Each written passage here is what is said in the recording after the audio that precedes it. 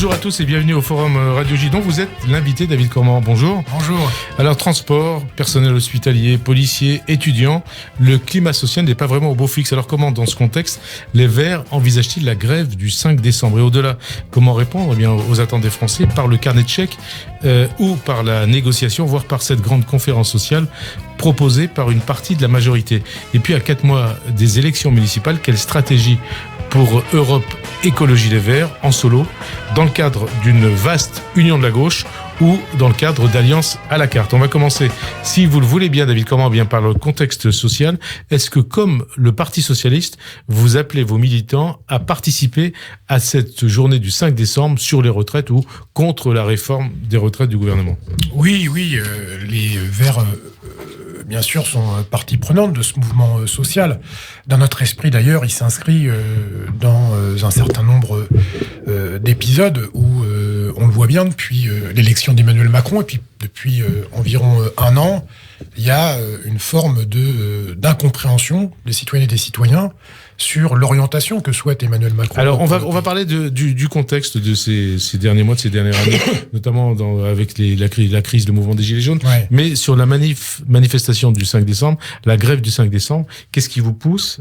D'abord, est-ce que vous appelez vos militants à participer à cette manifestation, à cette grève? Et qu'est-ce qui vous pousse à faire partie de ce mouvement?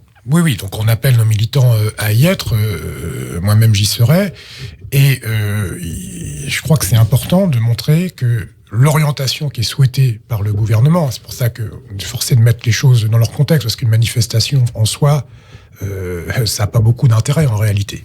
Ce qui a de l'intérêt, c'est non pas de se contenter de montrer une convergence des luttes, mais aussi de montrer une convergence des buts.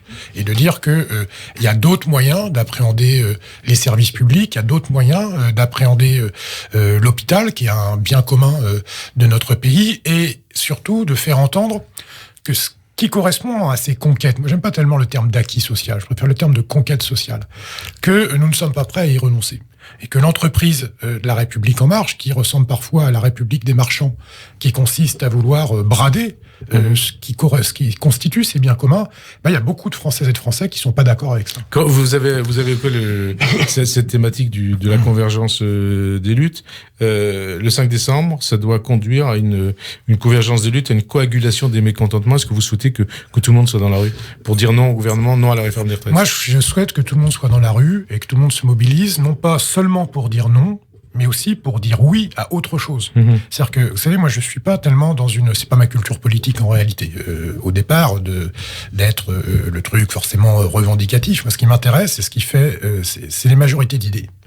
Et aujourd'hui, toutes celles et tous ceux qui pensent qu'avoir du service public, c'est important. Toutes celles et ceux qui pensent qu'avoir un droit du travail qui protège les salariés, c'est important. Tous ceux qui pensent que y en a marre de cette libéralisation, de cette concurrence mondialisée qui fait qu'on est de plus en plus victime d'un système qu'on a l'impression de subir. Plutôt que de se contenter de dire non, il faut aussi dire oui. Alors ça veut dire que le 5 décembre, pour vous, et peut-être pour l'ensemble de ceux qui appellent à manifester, à faire grève, c'est pas seulement la réforme des retraites qui est en jeu, qui est en cause? Non, je crois pas. Je pense que c'est vraiment des conceptions différentes de comment on souhaite voir fonctionner la société. Et aujourd'hui, depuis un moment, j'ai le sentiment vraiment que ce que fait le gouvernement, ce que fait Emmanuel Macron, c'est de découdre une trame qui fait aussi d'ailleurs notre pays. La protection sociale, les conquêtes sociales dont je parlais tout à l'heure. Et découdre cette trame, c'est pas ce que souhaitent beaucoup de gens. Mais alors, donc, ce mouvement social, au-delà de la question des retraites, vous savez, il y a la question de la SNCF, c'est les retraites. Oui, d'accord, mais je pense que c'est un symbole important, les retraites. D'où ça vient, la réforme des retraites? D'où ça vient aujourd'hui qu'en France, on a une retraite par répartition? Ça vient de l'après-Deuxième Guerre mondiale. C'est le Conseil national de la résistance, qui, dans une situation historique extrêmement difficile... Mais la retraite par répartition, d'ailleurs, on ne connaît pas encore précisément le projet de réforme du gouvernement, mais la réforme par répartition, elle restera... telle quelle. Il y aura non. Mais elle existera toujours, la réforme, retraite par répartition. Non, pardon, monsieur Adidaz. Le fait d'introduire la retraite par points, qu'on pourra rediscuter chaque année, ça remet en question le principe. Alors, on ne passe pas à une retraite par capitalisation, mais on fragilise la retraite dite par répartition. C'était quoi le principe de la retraite par répartition? C'est quand vous cotisiez en tant que salarié, vous saviez à l'avance combien vous toucheriez à votre Et retraite. Là, on remet en question contrat de confiance qu'il y avait entre les salariés et leur entreprise par rapport à leur... J'ai des questions très précises à vous poser sur la réforme de retraite ou sur ce qu'on en sait aujourd'hui, mais je voudrais rester quelques instants sur le 5 décembre. Est-ce que vous êtes plutôt du côté des usagers qui vont souffrir d'une grève dans les transports ou du côté des salariés des transports publics qui souhaitent le maintien de leur régime spécial ? Alors moi, puisque Emmanuel Macron, vous avez entendu, il a dit cette manifestation, ça va être une manifestation contre les régimes spéciaux. Il n'y a pas que lui qui le dit, bien sûr. Moi, je suis du côté des deux. Parce que je crois qu'il y a, un exercice de la part du gouvernement d'opposer les Françaises les uns aux autres. D'ailleurs, c'est vrai pour ce sujet-là, c'est vrai aussi pour d'autres sujets. Je pense d'ailleurs que c'est un exercice assez dangereux, surtout quand on est au pouvoir et qu'on est censé, justement, au contraire, garantir la concorde nationale. Et donc, s'amuser... Donc, du côté du gouvernement et d'Emmanuel Macron, vous dites, hein ? Oui, c'est les mêmes, en réalité.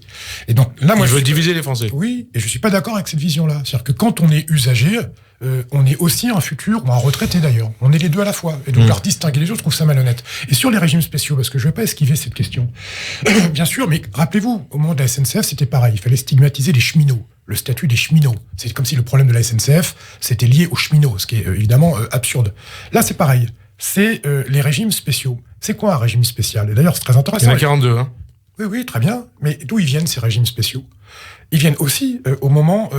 après le Conseil national de la résistance, où effectivement sur certains métiers dont on considérait qu'il y avait une pénibilité spécifique, d'ailleurs le mot pénibilité qu'aime pas le président de la République, c'est sûr que dans le mode de vie qu'il a, la pénibilité, c'est pas quelque chose qu'il a dû aborder de près. Ça voulait dire quoi ? Ça veut dire que quand vous avez un métier spécifique, vous avez droit à une retraite qui soit spécifique. C'est pas scandaleux. Mais là, vous parlez du Conseil national de la résistance, et je vous promets, on va y revenir dans quelques instants. C'était il y a 70 ans, 75 ans. Une question, deux, trois questions sur le 5 décembre. Après, on revient en détail sur la réforme des retraites. Brunet Retailleau, le président des sénateurs LR, il annonce aujourd'hui qu'il va déposer une proposition de loi le 5 décembre instaurant un service minimum garanti dans les transports. Vous en pensez quoi ? J'en pense rien. C'est les mêmes salades qu'on entend à chaque fois qu'il y a une grève. C'est renier le droit à la grève. Donc, la droite classique est dans son rôle en racontant ça. Mais donc, vous n'avez rien à dire. Enfin, bon, c'est pas votre truc. C'est très intéressant. Quoi. Autre chose. Est-ce que vous croyez aux vertus d'une grève reconductible dans les transports à partir du 5 décembre ? Vous savez, moi, je suis pas un syndicaliste. Oui, en fait, vous dites, je vais manifester, j'appelle mes militants à manifester, donc ça veut dire que vous êtes partie prenante. Oui, mais je suis pas agent de la RATP, et machin, moi, j'ai pas une grève. Qu'est-ce que vous en pensez ? Vous souhaitez qu'elle soit reconductible ? Moi, je pense qu'il y a une nécessité d'une mobilisation qui soit la plus large possible. Mais le 5 décembre après ? Le 5 décembre, puis après, qui mette un coup d'arrêt à ce que souhaite faire le gouvernement sur les retraites, pour qu'il y ait une réelle discussion. Vous savez, même la CFDT, qui sont quand même pas des punks absolus, qui veulent faire la révolution tous les matins, disent que là, il y a une difficulté, qu'on n'arrive pas à pouvoir débattre sérieusement de la question des retraites. Et ils attendent des réponses du gouvernement à leurs questions. Oui, et donc si ça doit passer, c'est dommage. Mais si une vraie discussion avec le gouvernement sur l'avenir des retraites, c'est pas un petit sujet, l'avenir des retraites, ça nous concerne toutes et tous. Il faut que ça passe, hélas, par cette grève, enfin cette manifestation du 5, et par une grève ensuite. La question, ça fait plaisir à personne de faire grève, ça que je veux vous dire. La question, tout le monde se la pose. Donc, appel à la grève le 5 décembre, manifestation, grève illimitée, éventuellement. Est-ce que vous souhaitez cette grève illimitée ? Est-ce que pour vous, la réforme... Attendez, monsieur Aziza, que ça soit clair. Personne ne souhaite faire des manifestations pour le plaisir. Personne ne souhaite faire grève. Quand on fait grève, on perd du salaire, ça casse les pieds à tout le monde. Donc moi, je ne souhaite pas dans l'absolu qu'on fasse des manifestations, qu'on fasse des grèves. Après, si c'est le seul moyen disponible pour amener le gouvernement autour d'une table pour discuter d'un sujet, encore une fois, je l'ai dit, important qui est des retraites, ben oui, il faut le faire. Mais c'est pas une partie de plaisir. C'est pour ça que je suis toujours, puis tout à l'heure, enfin, je comprends. Moi, si vous voulez, mon but dans la vie. On va parler des réformes des retraites. Mon but dans la vie, c'est pas de manifester dans la rue. Si je peux éviter de le faire, je suis très content. Oui. On va parler de la réforme, mais quelques points sur ce jour du 5 décembre, qui va être un moment crucial, éventuellement même le mur du 5 décembre. Du mur du 5 décembre, ou moment crucial du quinquennat. Est-ce que vous parliez tout à l'heure du contexte de ces derniers mois, de cette année qui vient de se passer, le mouvement des cheminots? Donc cette grève du 5 décembre, cette manifestation du 5 décembre, est-ce que c'est le prolongement du mouvement des Gilets jaunes ? Alors, c'est là un sentiment que j'ai, c'est qu'il y a beaucoup de mécontentement, et d'ailleurs, je pense que le gouvernement et le chef de l'État jouent d'ailleurs sur le fait de traiter ces mécontentements par appartement, plutôt que de devoir avoir une vision globale. Et je crois que là, ce qui est en train de se passer, c'est que toutes celles et tous ceux qui ont constaté que leur niveau de vie baissait, que des inquiétudes légitimes sur leur avenir apparaissaient, se disent c'est le moment de, mettre un coup d'arrêt à ces politiques diffuses, mais qui font sens à la fois, du gouvernement, en remettre un coup d'arrêt. Et moi, je l'espère surtout, ça doit être l'occasion de proposer un autre modèle de société. Parce que c'est à ça que ça sert. Dans la vie, militer, c'est pas seulement dire non. C'est pas seulement dire on est opposant. C'est aussi, à un moment donné, être proposant, être en capacité de dire voilà comment on pourrait faire autre modèle de société. Donc, vous appelez tous ceux qui vont manifester à proposer le même modèle de société. Et c'est l'enjeu. Ça s'appelle donner un débouché politique. Ouais. C'est-à-dire que l'enjeu, l'intérêt de la politique, en tout cas moi tel que je la conçois, c'est que quand il y a ce qu'on appelle un mouvement social, c'est de lui donner un débouché positif, un débouché politique. Moi, mon travail, mon engagement en tant qu'homme politique, il se réduit pas à dire non. Parfois, il faut dire non, il faut résister. Mais il consiste surtout à dire comment on peut trouver un modèle global où les impasses dans lesquelles on est aujourd'hui trouvent des solutions. Et quand vous entendez que Marine Le Pen, le Rassemblement national, appelle leurs militants à manifester le 5 décembre, ça vous donne pas le vertige ? Non, mais vous savez, il y a un certain nombre de situations où je me suis retrouvé à manifester aux côtés, entre guillemets, de Marine Le Pen. C'était à la marche suite à la mort de Mireille Knoll, il y a un peu plus d'1 an, où on choisit pas les gens avec qui on manifeste. Et vous avez vu que Marine Le Pen n'a pas pu aller jusqu'au bout de son apparition dans ce cortège. Oui, vous le regrettez d'ailleurs ? Non. C'est pas moi qui organisais cette manifestation, mais non, mais parce que pourquoi je vous donne cet exemple ? C'est que, en fait, et pourquoi je suis pas à l'aise, moi, avec les coalitions de rejet. Et je préfère les coalitions de projet. C'est que, sur quoi spécule l'extrême droite ? Marine Le Pen en France, mais l'extrême droite en général. C'est sur la montée des colères. Et je trouve de ce point de vue-là, d'ailleurs, que la mise en scène qu'organise le chef de l'État et la majorité LREM, de duel avec Madame Le Pen, qui au fond de dire, soit c'est elle, soit c'est moi, porte en soi de très nombreux périls. Parce qu'à Madame Le Pen, on lui demande pas en réalité quel projet de société alternatif elle propose. Tout ce qu'elle a à faire, c'est de continuer à incarner le rôle de première opposante. Et la question c'était, est-ce que ça vous donne pas le vertige de manifester à ses côtés, aux côtés des militants du Rassemblement national, le 5 décembre ? Non, d'abord, je crois que Monsieur Martinez, qui est le secrétaire général de la CGT, a répondu très clairement à ce sujet-là, qu'elle trouvait, et moi je trouve la même chose, que les militants d'extrême droite n'ont pas leur place dans ce mouvement, mais après... Et s'ils veulent venir, ils viennent.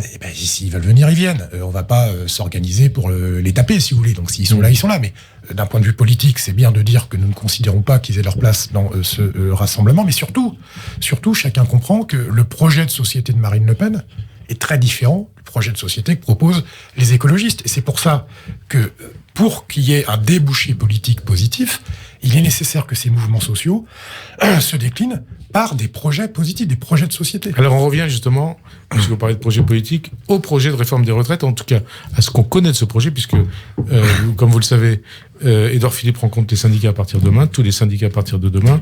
Le projet n'est pas encore connu, on en connaît les grandes lignes de cette réforme, c'est-à-dire que le gouvernement, comme vous l'avez dit, veut mettre en place une retraite par points, ouvrant la voie à une réforme universelle qui, selon le gouvernement, a pour but de rétablir l'équité où 1 euro cotisé, et c'est ce que Emmanuel Macron avait dit pendant la campagne, rapporterait la même chose à chacun avec une reconnaissance de la pénibilité.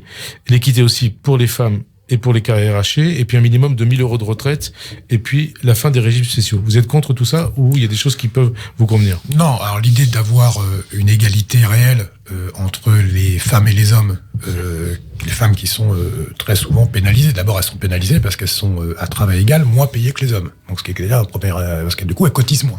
Puis, elles ont des carrières aujourd'hui plus hachées parce que trop souvent, les congés parentaux, ce sont plutôt des congés des mamans. Et donc, il y a des pays en Europe qui... Donc, les grossesses, hein.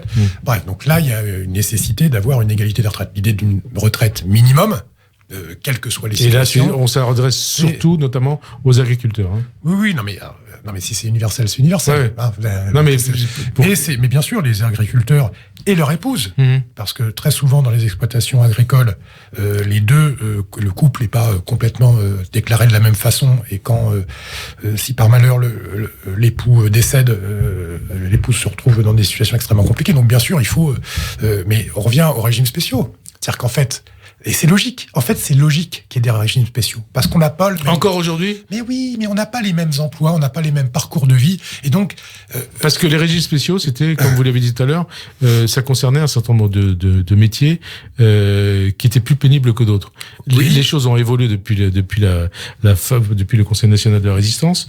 Et puis, il y a ce rapport, dans ce contexte, le rapport du corps du 21 novembre, qui indique que le déficit des retraites devraient s'établir entre 7,9 milliards et 17,2 milliards d'euros d'ici à 2025 et que les carrières, donc c'est le corps qui dit ça, devront être plus longues. Jean-Paul Delevoye recommande notamment que le système de retraite soit à l'équilibre en 2025, année de mise en œuvre de la réforme, et donc avec 3 solutions possibles. Et c'est sur ça que je voudrais vous interroger. L'évolution de la durée des annuités de cotisation pour parvenir à une retraite à taux plein, une modification de l'âge légal de départ à la retraite ou la création d'un âge pivot. Est-ce qu'il y a une solution parmi ces 3-là que vous retenez ? Mais d'abord, pourquoi il n'y aurait que ces 3 solutions ? Ce serait quoi la 4e ? Alors, une augmentation des impôts ? Non, attendez. D'abord, le principe de la retraite par répartition, il est connu. C'est que ceux qui travaillent payent la retraite de ceux qui sont désormais à la retraite.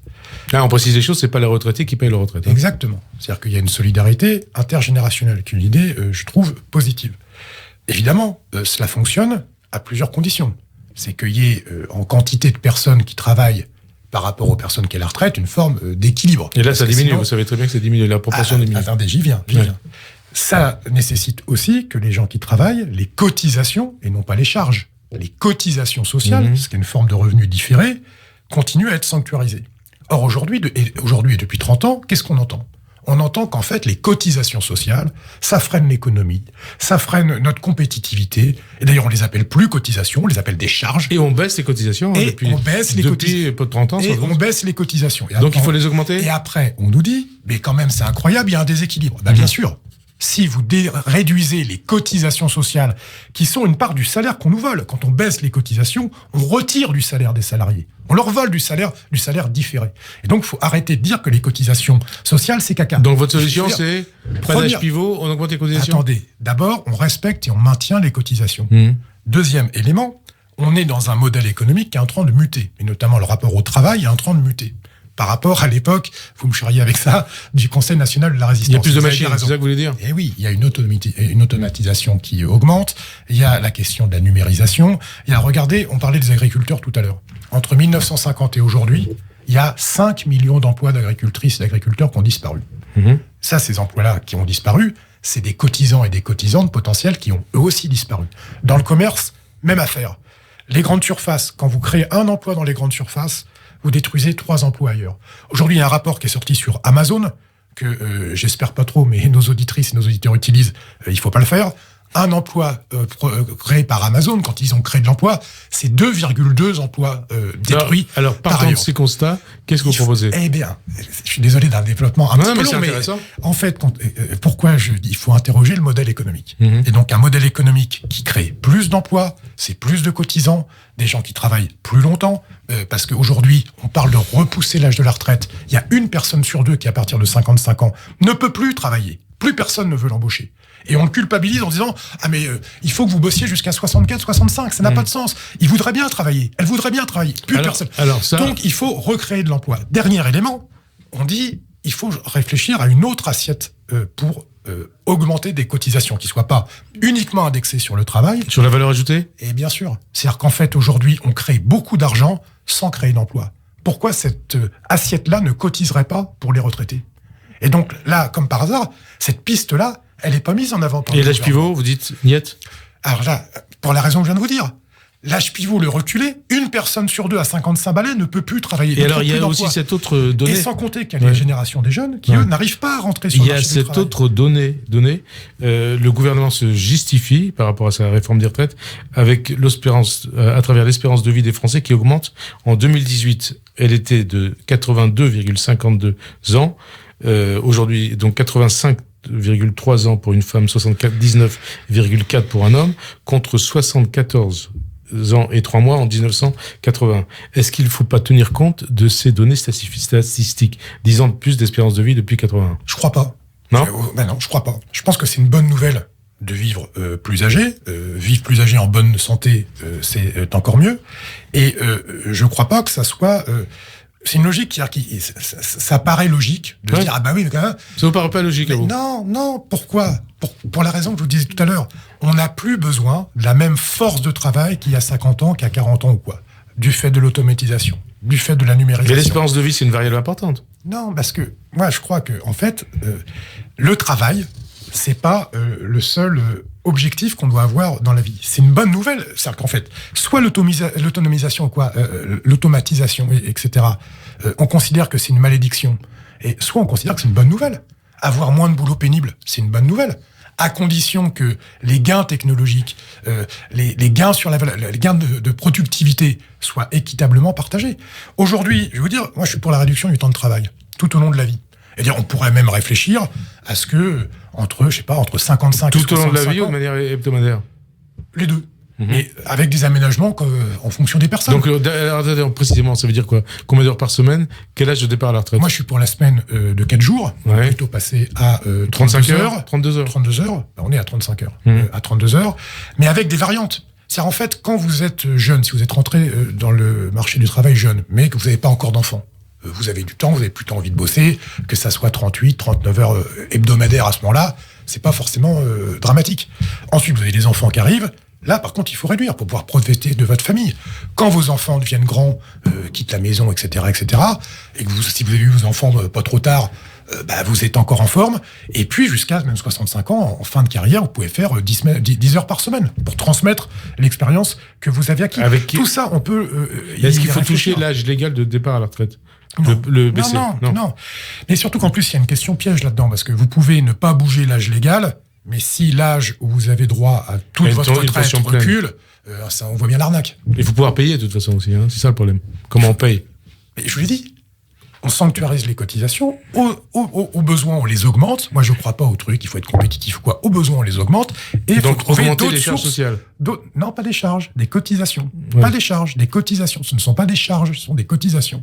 Et par ailleurs, trouver d'autres sources de financement sur la question des gains de productivité. Une partie de ces gains de productivité liés à la technologie doit être rebasculée vers le bien commun, vers nous toutes et nous tous. Alors, est-ce que vous considérez que la solution à ce dossier des retraites doit passer par un référendum? Peut passer. Non, mais vous savez, moi, les référendums, c'est pas mon truc. Je pense que c'est voilà. Mais pourquoi pas? Enfin, j'ai pas d'avis. Pourtant, les Verts ont souvent été pour les référendums. Non, pas trop. Pas trop.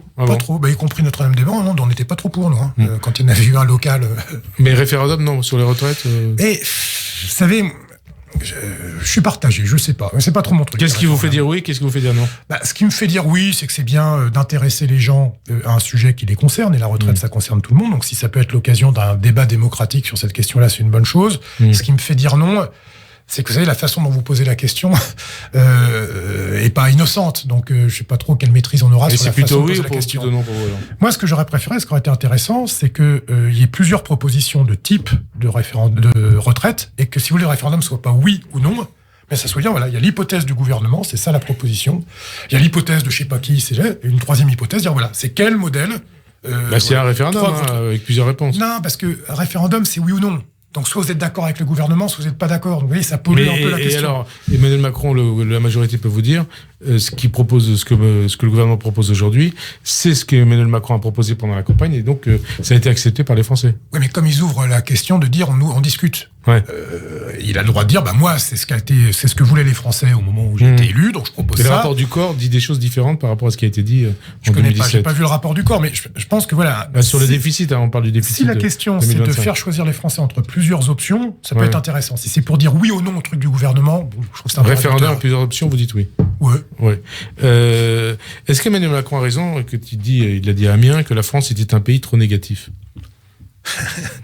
En plus, moi, je crois pas. Mais ça fait plusieurs fois qu'il raconte. Qu'est-ce que vous croyez pas? Que ça soit un pays négatif. Mais vous savez, il avait dit, oui, le Gaulois est réfractaire. Non, mais c'est vrai que... des trucs comme ça. Bon, d'abord, je trouve ça un peu méprisant sur les gens, et moi, je crois pas ça. Je pense que les Françaises et les Français, d'abord, ils sont pas réfractaires, je les trouve plutôt légitimistes, en général. Et ils sont pas négatifs. Par contre, ils sont lucides. Et ils voient bien le décalage entre la promesse originelle d'Emmanuel Macron pendant la campagne présidentielle. Rappelez-vous, il avait écrit un livre qui s'appelait Révolution, où il s'agissait donc, Révolution, de changer les choses. Et qu'est-ce qu'on constate depuis qu'il est élu? Et il parle de transformation. Oui, c'est pas tout à fait pareil. Et moi, j'observe surtout une très grande continuité avec les politiques, disons libérales, peu importe le mot, qui a été initiée auparavant et qu'on voit dans tous les pays du monde. La politique d'ailleurs de François Hollande, c'était la même politique ? Politique libérale ou pas ? C'était une amorce de ça en réalité. Que vous avez soutenu à un moment. Pas très longtemps. Hein. Quand on a constaté de ce dont il s'agissait, on a quitté le gouvernement. Encore une fois, pas de gaieté de cœur. Vous savez, les écologistes, on est plutôt pour changer les choses. Donc, quand on peut participer à des gouvernements pour agir concrètement, on le fait. Mais quand la direction globale, elle est en décalage et en contradiction avec ce qu'on considère être utile, on le dit. Vous savez, Macron, moi, je pense toujours à cette phrase dans le Guépard de Lampedusa, c'est feindre de tout changer pour que rien ne change. C'est ça, Macron ? C'est-à-dire que, oui, c'est une forme de statu quo, de défense du statu quo, alors avec l'illusion disruptive, c'est ce mot qu'il a mis à la mode. Qu'est-ce qu'il y a de disruptif ? Alors, feindre de tout changer pour que rien ne change, et pourtant, il veut. Alors pourquoi cette grève du 5 décembre ? Parce que donc ça veut dire qu'il veut changer ou qu'il veut pas changer ? Non, mais ça veut dire qu'il accompagne cette espèce de continuité de l'idée de détruire les services publics. Et quand il dit d'ailleurs que c'est des choses qui ont été faites avant lui, il a pas tort. C'est-à-dire que depuis plusieurs décennies, cet acquis commun des Françaises et des Français, que sont nos services publics, etc., sont à chaque fois taillés. Donc, il est dans cette forme de continuité, de statu quo. Service public, justement, c'est l'hôpital. Avec ce plan hôpital annoncé cette semaine, un plan de 1,5 milliard sur 3 ans, une reprise partielle du tiers de la dette des hôpitaux et une revalorisation de certaines carrières. Ça va dans le sens que vous le souhaitez ou pas ? Oui, par rapport au service public. Ça va dans le sens que je souhaite, mais attention, de pas, c'est l'expression. Est-ce que pour vous c'est un plan massif comme le dit le gouvernement ? Non, c'est pas un plan massif. Ça va dans le bon sens, mais ce n'est pas un plan massif. Mais ça va dans le bon sens pour vous ? C'est mieux qu'ils rajoutent des sous plutôt qu'ils en retirent. Donc ça va dans le bon sens si vous voulez. Après, vous savez, c'est l'expression consacrée, surmettre un pansement sur une jambe de bois. Aujourd'hui, l'hôpital public, la santé publique, c'est des questions qui sont essentielles. On parlait tout à l'heure des retraites, on pourrait parler également du 4e âge et de toute la question des EHPAD, de comment de la dépendance, dans les années qui viennent, on va accueillir les personnes âgées dans des conditions qui sont dignes. Ça prend pas la bonne direction. Et il y a plutôt une tentation de privatiser aussi ces secteurs-là, qui l'est déjà largement. Et donc, c'est pas 1,5 milliard sur 3 ans l'enjeu. C'est comment on garantit aux Françaises et aux Français que, quelle que soit leur situation, quel que soit leur état de santé, quel que soit leur état de dépendance, ils seront considérés par la nation. Ils seront pas laissés sur le côté. Et pour ça, on a besoin de femmes et d'hommes qui sont extrêmement dévoués, les infirmiers, les infirmières, etc., qui travaillent, les auxiliaires de vie. Et aujourd'hui, c'est pas le cas. Aujourd'hui, c'est une quantité d'heures supplémentaires qui n'ont toujours pas. Et là, vous avez entendu ce qu'elle dit la ministre de la Santé. Elle veut lutter contre ça, justement. C'est contre ces heures supplémentaires et puis ces appels à des médecins intérimaires ou des personnes intérimaires dans les hôpitaux. Et donc, ça veut dire beaucoup plus de moyens. Ça veut dire défendre clairement un service public, dire qu'on a besoin de fonctionnaires hospitaliers. Il faut le dire, ça, j'entends plus personne le dire. Il y a besoin de plus de fonctionnaires hospitaliers. Plus. Donc pas seulement revalorisation de certaines carrières. Il faut embaucher massivement. Il faut créer de l'activité. Ça fera des cotisants. Vous avez chiffré ce plan que vous avez en tête ? Non, mais ça, il y a les syndicats le font. J'ai pas de chiffres en tête. Par contre, ce que j'ai en tête, c'est les besoins qui existent. Vous savez, moi, je suis pas dans une. Il faut partir de la situation dans laquelle on est et des besoins qu'on a. Et c'est ensuite qu'on va chercher l'argent pour le faire. Parce que on nous force à réfléchir dans « Ah, mais vous comprenez, les dépenses sont contraintes, on n'est pas des idiots. » Bien sûr que les dépenses, elles sont contraintes. Mais ce qui est encore plus contraint, c'est la situation des gens qui n'ont plus accès à l'hôpital, n'ont plus accès à des soins de qualité, n'ont pas accès à des établissements de fin de vie qui soient dignes pour eux. Pour moi, c'est ça la contrainte essentielle. Autre actualité, David Cormand. Cette manifestation hier, 49 000 personnes ont manifesté à Paris pour dire stop aux violences sexuelles et sexistes, alors que la France déplore jusqu'à hier 137 ou 138 féminicides depuis le début de 2019, avec à la clé cette demande d'un budget d'1 milliard contre les violences sexuelles. Qu'est-ce que vous en pensez ? Je soutiens déjà la manifestation. Et ensuite, je soutiens cette demande. Je crois qu'en Espagne, j'espère dire pas de bêtises, mais c'est un plan plutôt de 2 milliards qui avait été mis en œuvre et qui a été efficace. C'est-à-dire qu'en fait, en quelques années... Oui, 1 milliard, pourquoi faire le nombre... je crois que c'est très explicitement dit. C'est d'abord un accompagnement d'urgence quand une femme se manifeste et se sent en danger, qui a une prise en charge extrêmement rapide, pour la mettre à l'abri, pour la mettre hors de danger, 2, pour la mettre en soit en la mettant à un autre endroit, soit, et c'est préférable, en mettant de côté la personne, soit le mari ou l'ex-compagnon violent, dangereux, hors d'état de nuire, avec des moyens notamment techniques pour s'assurer qu'il n'approche pas sa compagne ou son ex-compagne. Un accompagnement aussi matériel, parce que c'est aussi parfois une dépendance financière qui fait que comment je fais avec mes enfants si je m'en vais, comment je vais faire. Donc là, il y a un accompagnement qui soit extrêmement urgent. Ça, il faut des moyens. Il y a la question de la formation, notamment de la police, sur le fait d'accueillir ces paroles de femmes. On dit souvent que c'est l'omerta, que les femmes parlent pas. Moi, je crois au contraire que c'est les hommes qui n'écoutent pas. Et que quand il y a une femme qui se manifeste pour porter plainte, pour dénoncer un fait d'agression ou de violence, il y ait des agents de l'État, des policiers qui soient formés, et y compris également la justice. Pardon, dernier point, si je peux me permettre, c'est l'éducation. Et notamment l'éducation des jeunes garçons. Dans beaucoup de pays d'Europe, très jeunes, à la crèche, à 2, à 3 ans, on apprend aux petits garçons que quand on dit non, c'est non. On apprend aux petites filles qu'elles ont le droit de dire non et que quand elles disent non, elles ont le droit d'exiger que les choses s'arrêtent. Et il y a un plan global et ça demande de l'argent. Alors dans ce contexte, David Cormand, vous l'avez vu, la polémique et les appels au boycott du film J'accuse de Roman Polanski du fait des accusations de viol sur mineurs contre lui pour des faits qui remonteraient, selon son accusatrice, à 44 ans. Qu'est-ce que vous pensez de cette affaire? Est-ce que vous irez voir le film? Je n'ai pas prévu d'aller le voir, mais pour être tout à fait franc, ça n'a pas directement le lien. Est-ce que vous appelez à boycotter ce film? Non, mais moi, je n'appelle pas à boycotter le film. Par contre, qu'est-ce que nous enseigne cette affaire? C'est que depuis des décennies, l'affaire qui touche Roman Polanski est connue. Et que ce qui m'interroge, c'est que quand on est un homme puissant, et notamment dans le milieu du cinéma, on est de fait protégé depuis de nombreuses décennies. Là, vous parlez de l'affaire concernant l'affaire américaine. Mais il y a eu d'autres plaintes depuis. Là, on a entendu parler de la dernière plainte liée d'ailleurs à la sortie du film J'accuse, où cette femme qui avait été violée quand elle était adolescente, je sais plus, elle a 18 ans, ça a ressurgi. Elle dit, je peux pas laisser Roman Polanski sortir un film qui s'appelle J'accuse, avec une sorte de jeu de miroir quand même. On voit bien la volonté du réalisateur de dire, mais au fond, je suis Dreyfus, on m'a accusé à tort, etc., etc., etc. Et donc là, il y a quelque chose d'insupportable qui a été vécu de façon insupportable par cette femme, qui a parlé, mais ce n'est pas la deuxième. Il y a eu plusieurs femmes, il y en a, je crois, 6 ou 7, qui, au fil des années, ont dit, mais moi aussi, il m'est arrivé ça avec Roman Polanski. Moi aussi, il m'est arrivé ça avec Roman Polanski.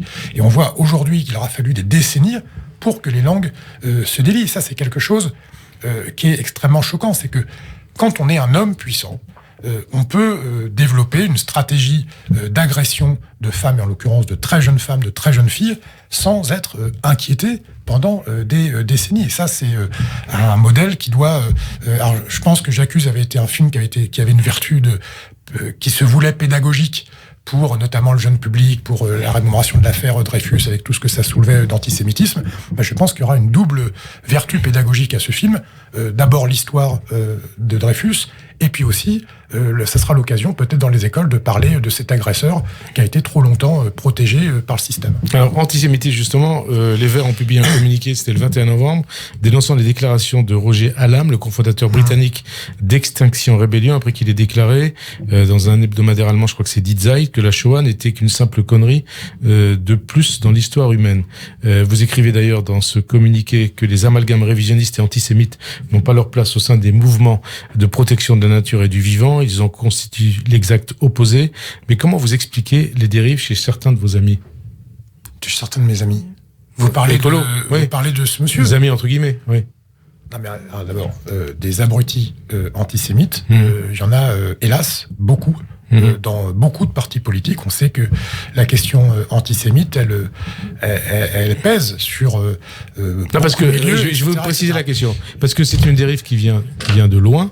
On a entendu, c'était à l'été 2014, dans les rues de Paris et de Sarcelles, des morts aux Juifs dans certaines manifestations pro-Gaza ou pour les Palestiniens. Ah, attendez, parce que là, vous m'emmenez sur autre chose, mais on en parlera aussi, il n'y a aucun sujet avec ça. D'abord, sur monsieur Hallam, qui a relativisé la Shoah en disant c'est... il a un peu parlé comme Le Pen, qui parlait d'un point de détail. Oui, c'est un événement... Alors, et vous l'avez dénoncé. Lui, il dit pas que c'est un point de détail. Il dit que c'est un événement. Non, mais pourquoi je souhaite y revenir ? Parce qu'il faut dire que, la question de l'antisémitisme est un racisme spécifique. Ce n'est pas un racisme comme les autres. Il a des spécificités, d'ailleurs, je pense, comme l'ensemble des racismes en réalité. Et pourquoi je précise ça ? Parce qu'il y a parfois la tentation de vouloir hiérarchiser les crimes de xénophobie, etc. Enfin, la question de la xénophobie. Et donc, il faut dire et redire que non seulement l'antisémitisme est un racisme spécifique, avec des spécificités historiques connues, et deux, la solution finale, la Shoah, l'Holocauste, est une entreprise de mort qui a aussi ses spécificités. Bien sûr, il y a eu d'autres génocides dans l'histoire. Mais il faut dire... Parce que Hallam dit un autre truc débile dans sa déclaration, en plus de la phrase que vous avez citée. Il dit quelque chose qui m'a quelque part encore plus choqué que la première phrase. Il dit, et en plus, du fait que c'est une connerie parmi d'autres et que ça n'a pas été pris en compte, en Allemagne, ils n'ont pas fait... Ça les empêche d'être... Ça les inhibe. Alors que l'Allemagne, précisément, est un des pays... sinon le pays d'Europe, qui a fait le plus gros travail de mémoire sur la Shoah. L'Autriche l'a pas fait. L'Italie l'a pas fait. Et d'ailleurs, on en voit aujourd'hui un certain nombre de conséquences. Mais il faut qu'on avance. Donc non, mais, et alors, après, vous m'emmenez sur... Oui, certains de vos amis... alors d'abord, c'est pas mes amis. Mais, si vous voulez me dire que dans l'histoire de la gauche en général et de certains écologistes, il y a des gens qui ont dit des trucs débiles sur Israël ou sur les Juifs ou quoi, bien sûr que c'est vrai. Mais la position... Non, mais là, je parle pas de la critique d'Israël qui est tout à fait légitime. Je parle des dérives qui conduisent certains à mêler l'antisionisme et l'antisémitisme. Et je parle pas de la critique d'Israël. Oui, mais ça, c'est pas le cas des Verts.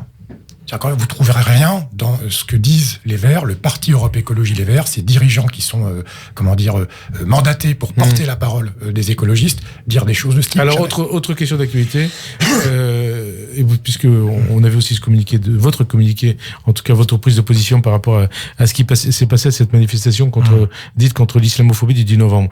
Ces étoiles jaunes portées notamment par une fillette ont choqué. Alors, ce n'est pas pour dire que c'était un acte antisémite, mais pour dire que on faisait on mettait un signe égal entre le racisme anti-musulman qui existe aujourd'hui en France et la persécution des juifs français ou des juifs de France du temps de Pétain, 76 000 juifs exterminés dans les camps de la mort. Est-ce que c'est quand même étonnant? D'ailleurs, sous les yeux d'Esther Benbassa, qui s'en est expliqué, je trouve fort bien d'ailleurs. Mais est-ce qu'on peut faire ces parallèles entre la situation des musulmans en France aujourd'hui et les persécutions anti-juives de Vichy? Non, parce que c'est ce qu'on a compris à travers ces étoiles. Alors déjà, vous dites cet autocollant qui a été photographié, que chacun a vu, a choqué. C'est normal que ça a choqué. C'était choquant. C'était choquant et c'était déplacé. Donc ça, cette chose-là, elle doit être dite très clairement. Et d'ailleurs, Esther Benbassa l'a dit également. Est-ce qu'on peut établir un parallèle historique entre le sort des Juifs de France au moment de l'occupation et la situation des musulmans aujourd'hui? La réponse est non. Mais ce qui m'intéresse, moi, c'est qu'on a... Et il reste très peu de temps, il faut qu'on parle aussi des municipales. Oui, mais j'aimerais bien dire un mot là-dessus. On a souvent reproché aux musulmans de relativiser en tout cas la Shoah et l'antisémitisme.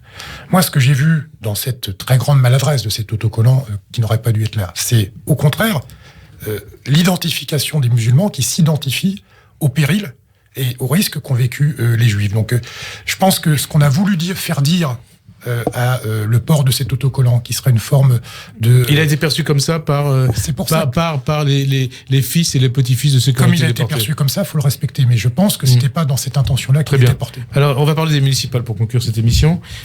Sur la stratégie des Verts, est-ce que ça sera l'union de la gauche ou pas? Campagne en solo, campagne ou alliance à la carte? Qu'est-ce que vous voulez faire? Qu'est-ce que vous attendez?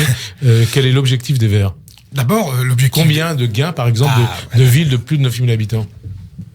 L'objectif des Verts pour ces municipales, c'est de présenter le plus de listes écologistes possible, avec des rassemblements autour de l'écologie. 36 000 communes à peu près, combien de listes Verts? Je sais pas, sur les 36 000. Attendez, 36 000, il y a des villes de 100, 200 habitants. J'ai pas. Mais c'est pour ça qu'on parle des villes de plus de 9 000 habitants. Oui, mais moi j'ai parlé de celles de 100 000, parce que j'ai pas encore de visibilité, c'est en 4 mois. Sur les villes de plus de 100 000, il y en a 40, il y en a une quarantaine en France.